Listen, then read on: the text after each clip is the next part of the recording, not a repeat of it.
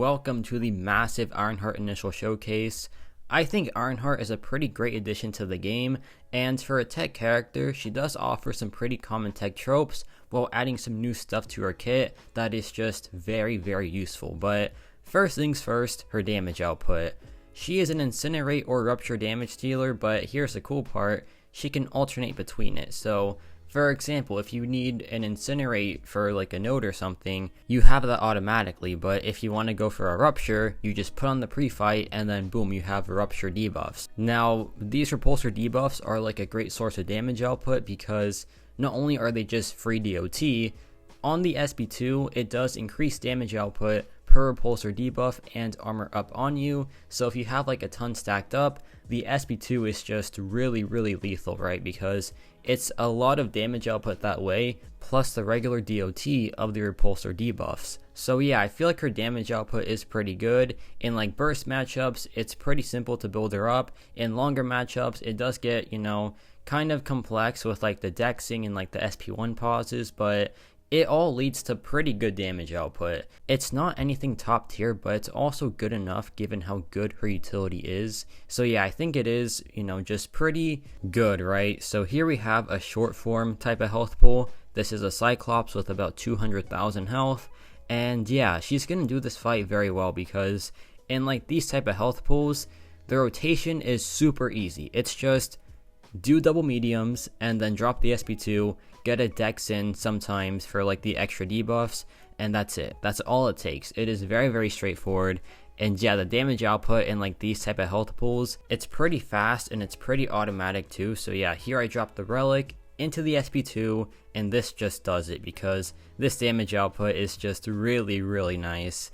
And yeah, that was so fast. That was like, what, 29 seconds? Pretty good stuff there. Now we have a longer health pool matchup. This is a 600 and I believe 71,000 health Cyclops. So yeah, it is a pretty beefy matchup. So what do you do in this case? Well, you want to start dropping SP1s because SP1s pause your debuffs for like 8 seconds. And that's really good because you get to build up more like on top of that. So you're gonna get like what, 30, 40, the max is 50, which is pretty simple to get. So yeah, once you like really get going, the damage output becomes really strong too because the DOT from like the incinerates is also very strong too once you have like 50 of them. So yeah, overall it's some pretty good stuff, and like her damage output, it's not even all in the SP2, right? Because it is like split between incinerate DOT and that very nice SP2. So yeah, it's pretty good stuff. I like how the damage output is split from like multiple sources.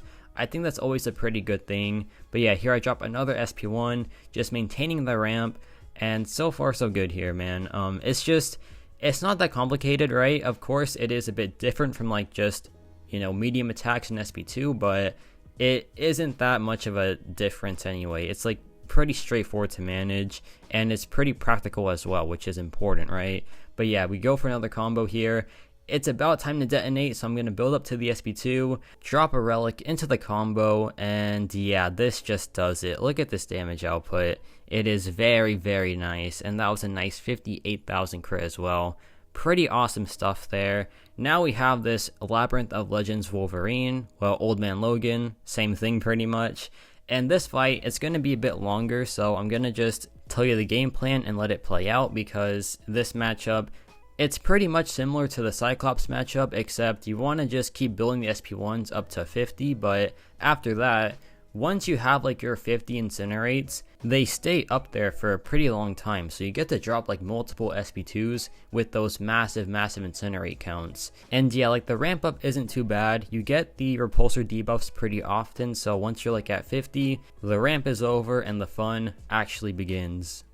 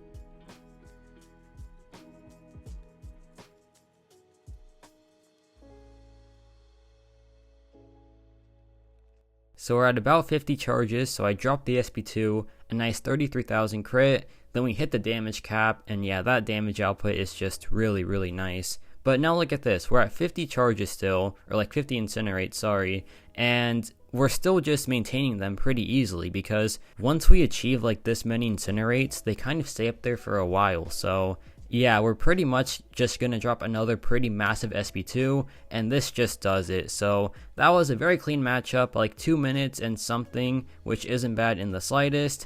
And now we have the Sabertooth boss here, and this is just like another quick damage showcase because this Sabertooth isn't anything to show for utility, but I guess it does show that she can heal block with Despair, which is of course pretty great, right? But besides that, it's just a nice little health pool to test against, and yeah, she does pretty great in these health pools, right, because of like her form of damage output. But then again, I feel like she is good for any health pool. Short matchups, pretty great. Long matchups, like right here, pretty great too. And I love champions that are just good for like many scenarios, right? And Ironheart is definitely one of those type of characters. So the game plan is still the same, just drop some SP1s into the SP2 once we're ready, and yeah, that should probably one-shot him, at least I hope, right?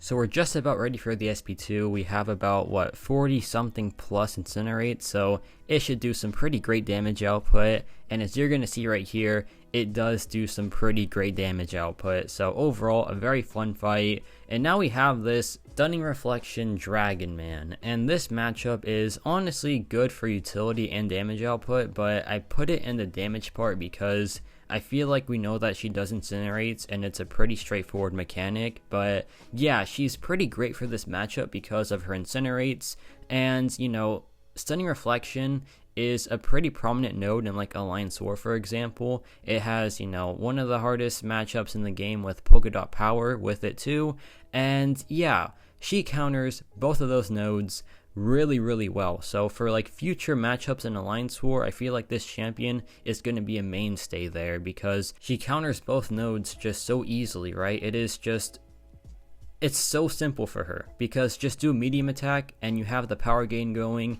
and you have the Stunning Reflection turned off. So yeah, I think that is a great utility piece for sure, and plus her damage output in this matchup is just really solid too.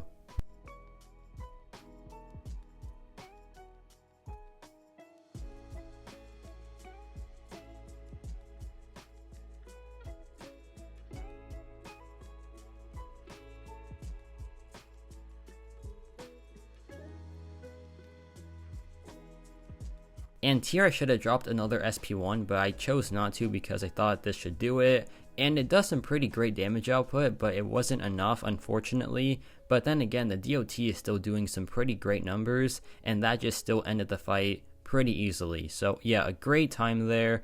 But now let's talk utility, and this champion is just packed with utility. We already talked about this, but she does have alternating debuffs with like the ruptures and the incinerate, so that is always very useful. She also has tracking at 5+ repulsors, and this tracking is just so strong because it's so easy to access, and countering miss is just always a great thing too. She also can reduce ability accuracy while blocking, and she can parry non-contact and also block unblockable mutant special attacks. So all of these things combined are just incredible, right? Like, they're pretty common tech tropes, but also some pretty unique tech mechanics as well, like that tracking, the ability accuracy reduction. It's some pretty great stuff, right? She's also immune to Incinerate and Cold Snap with her armor up, and she also invalidates prowess on the heavy attack pretty easily. So yeah, overall just a very strong kit. But what are her strongest things in her kit, right? Well, I think her miss counter is one of the best in the game because like having just 5 hits needed to counter that miss counter, it's just incredible, right? And also like the prowess invalidation on the heavy attack is just so easy to access to, and like once you have enough debuffs built up, you can just invalidate so many prowess, and it's just crazy stuff. And additionally, her ability accuracy reduction on the block is still super rare, right? Like only Sam Wilson does it and a few others, and it's still very useful too. So all these like utility pieces are either pretty rare or just really strong, and I feel like these are her best things for sure, and she is the best at some of these things as well. So her utility kit overall is just super strong. So here's an example of like switching her debuffs, right? This right here is a Havoc, and Havoc is Incinerate immune, but Ironheart has armor up, so she is a great counter to Havoc, right? But if like she has only Incinerate, she can't do that well against him. But since she can alternate her debuffs, she is still pretty dang good for him. So yeah, that debuff alternation is just really strong because it lets her take a ton of mutant characters that have either energy res or just straight up Incinerate immunity. So yeah, I think it is a great mechanic for sure, and this matchup is just a really fun one because Havoc, you know, Havoc these days has a ton of counters, right? But she does this and so much more. So I think it's just like a nice bonus to have for her kit. But yeah, go back in, drop another SP1 to be safe here because I'd rather overshoot than undershoot, and plus the Incinerates, or the Rupture, sorry, do pretty great damage on their own. So yeah, this matchup is essentially over. He drops the SP2, no big deal. I go back in, drop my own SP2, and this just does some pretty great damage output. And yeah, very fun fight there. Ironheart just really solid damage wise too, so you pair that with her already good utility kit, and you have a very nice character here. Now we have Polka Dot Power here, and yeah, I switched to the Ruptures because the Incinerates are going to get supercharged, and I don't want to like, you know, inflate her damage output anymore. So I'm like, okay, I'll just put the Ruptures on. And yeah, like I said, Polka Dot Power and Stunning Reflection, that is a very tough node in Alliance War. And yeah, if you don't have the right counter for that fight, it is super challenging, right? But Ironheart here just has counters to both of those mechanics. She has the Incinerate and she has a DOT, so like we get the passive power gain too. So yeah, overall just a really good kit for that node especially, but her kit is just great in general, I feel like. But yeah, we're going to build another SP2 here, or our first SP2, and it's going to do some pretty nice damage output for sure. I drop the Relic, go back in, drop my SP2, and it does some pretty nice damage output. We got a few crits there, a nice 20,000 plus one, and yeah, one more SP2 should do it pretty easily.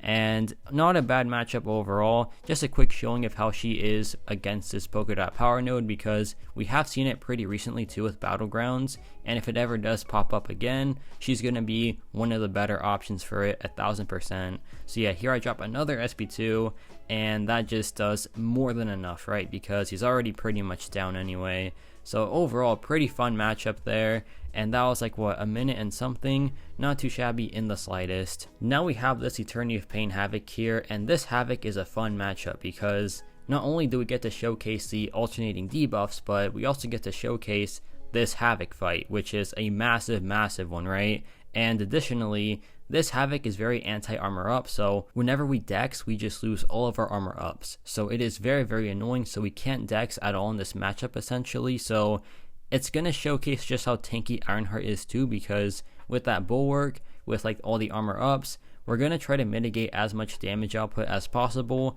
And she does a pretty good job in doing that, right? Because yeah, she is pretty tanky despite having like pretty low health pool stats. But yeah, doesn't really matter because that armor up just more than makes up for it, and the Bulwark as well. But also, if this didn't have a heal block node, which it does unfortunately, we'd showcase the regen too, because the regen is very clutch for just like questing, for Battlegrounds maybe, for Alliance War especially too, because it happens once per fight, and it just happens whenever you drop to like 15% health. So it is very useful for sure. But check this out, he's gonna drop the SP2 here, but it's unblockable. But we don't care because we have our debuffs active, so that means we get to block unblockable specials from mutant champions, and Havoc of course is mutant, so that was just super handy right there.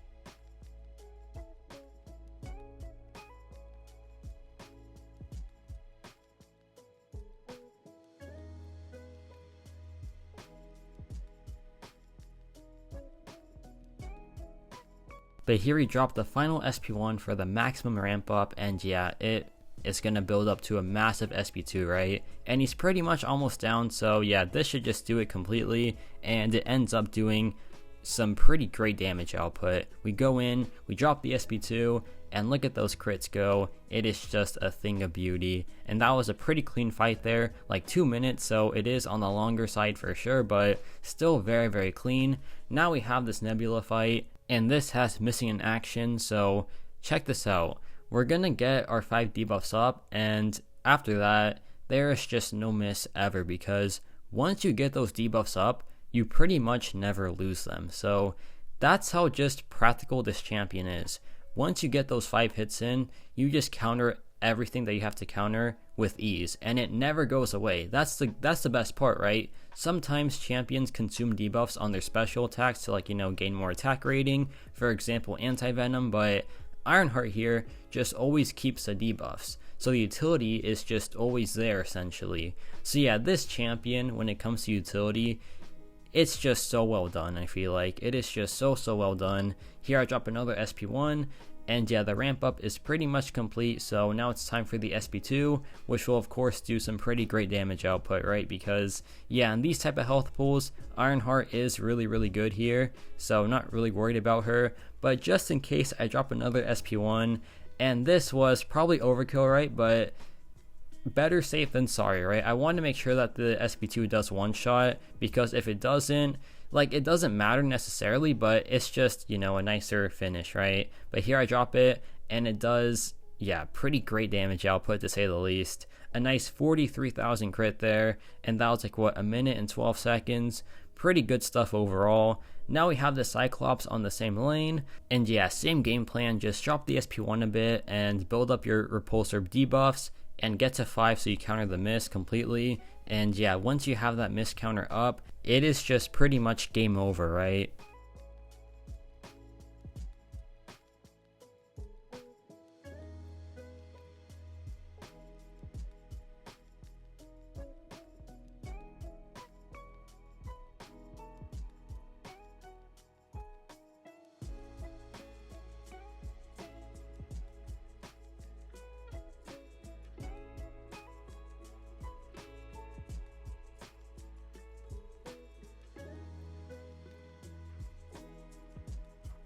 So now it's time for the finish. I drop the relic into the SP2, and of course it just does so much damage output.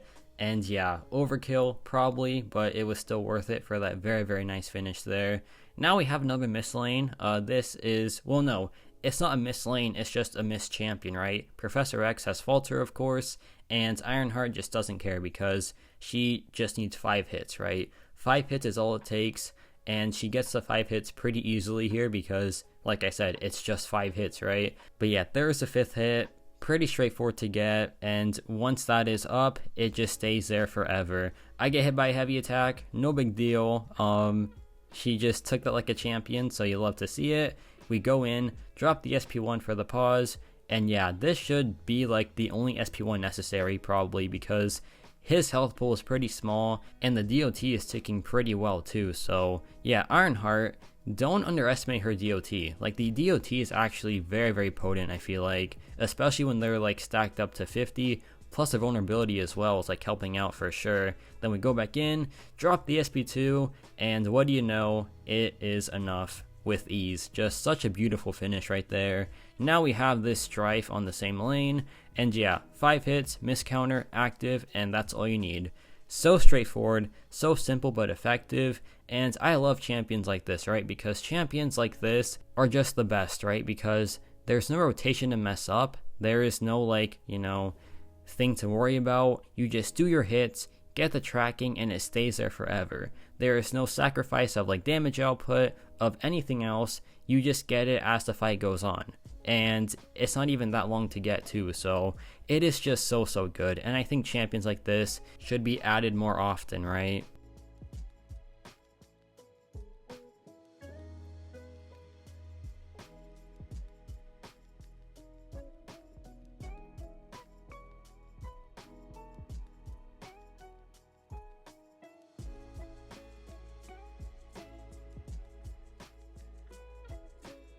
But now it's time for the finish. I go in, drop the relic into the SP2, and it just does enough, right? Look at this damage output. So beautiful. You love to see it. But now it is boss time. We have this Old Man Logan boss, and straightforward for sure, just has arrogance, which means miss every 10 hits, but before those 10 hits happen, we have the miss tracking, so yeah, we're gonna just be chilling this whole entire fight. And besides that, he has essentially nothing else. So yeah, this fight is gonna be a fun one for sure. Ironheart, just one of the best miss counters in the game probably. Like, there are other champions that have it pretty easily. For example, Quicksilver, Bullseye, like right off the bat too, Photon also. But like, Ironheart is pretty much up there as well when it comes to easy miss counters. But yeah, nothing changes here. Just keep on dropping the SP1s into the SP2 and that should just do it, right? So I'll let this play out. And then after this is the main event, which is a very scary Nick Fury Eternity of Pain fight.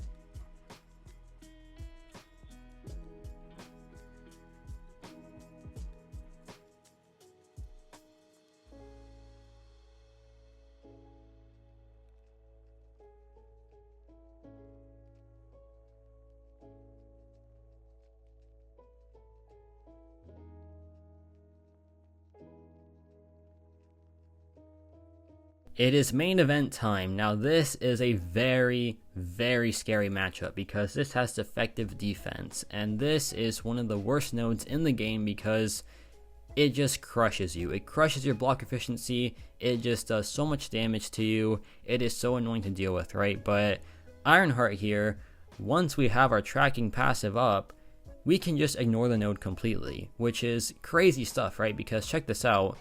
Usually it happens on every blocked hit, right? But we're going to go in, we're going to block a hit here in a second, and look at what happens afterwards. The node is just going to turn off, right? Because with the tracking passive up, we take pretty much nothing from the block, which is insane, right? Because that counters this node, it counters stunning reflection, it counters so many different mechanics, it counters onslaught as well. So yeah, it is just one of the best abilities in the game, 1000%. And it makes this fight pretty much a cakewalk. Of course, Nick Fury is still Nick Fury, so this is a pretty challenging matchup, but that part at least is dealt with absolute ease. So yeah, this matchup now is just an endurance test. It's like, okay, can she survive with like all the Fury buffs up, with like all the, you know, Nick Fury shenanigans? And the answer is yes, because Ironheart is just really safe to play, I feel like. But yeah, here we drop another SP1, and the ramp up process is starting now.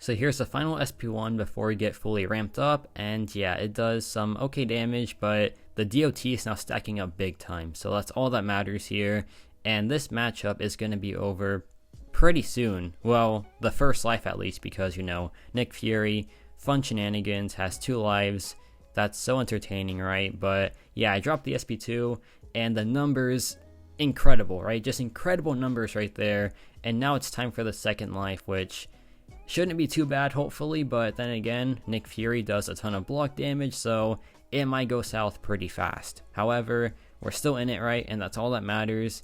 It's time to get our incinerates back up. The Purify was annoying there for sure, but we're still in a great spot. And yeah, we have to get our tracking back up ASAP, because once we do that, the node for the Saurian is just turned off, so we got to get that up ASAP, and we do. So now we're in a good spot here. He has the power lock, so we're in a great spot actually. And yeah, he's almost down to 30%, so that means the degen will stop, which is whatever, because we got to get our debuff stacked up to a good amount to just finish off with the SP2, which will happen pretty soon here after 1 SP1. So yeah, not too shabby here. The block damage, of course, is scary, but then again, if we drop to 15% health, Ironheart has that massive regen as well. So we're just in a great spot here, and yeah, he drops the SP2 in a bit. Does he? You'll never know, I guess. But yeah, he does do it eventually. Yeah, right there. There we go. So I go back in and yeah, drop the SP2. Hopefully it one-shots. Will it? Let's see. It looks to be some pretty good damage so far. And not quite, but that was still a pretty great effort by Ironheart. And yeah, this matchup is kind of over now because he is like at 1% health. We go back in, drop the combo into the SP1, and this actually does do it. So very fun matchup. A tough one for sure, but now it's time for the closure. So yeah, overall I think Ironheart is just a great addition to the game. She has general tech tropes that are always welcome, right? Like, you know, the armor up, the incinerates, the ruptures too, which are pretty new to be fair, and like the prouse removal, but also some pretty like new tricks too. For example, having access to 2 debuff types, having access to that ability accuracy reduction. I think that's all great stuff to have for a kit, and like plus that pretty good damage output too. And I think this character is just like really, really well done. So yeah, Ironheart, I'm a huge fan of her, and maybe I'll just, you know, buy the 6-star on my main account and ascend her. So be on the lookout for that. Maybe I do it, maybe I don't. I guess we'll have to see and find out, right? But let me know your thoughts on Ironheart, and yeah, that's about it for me.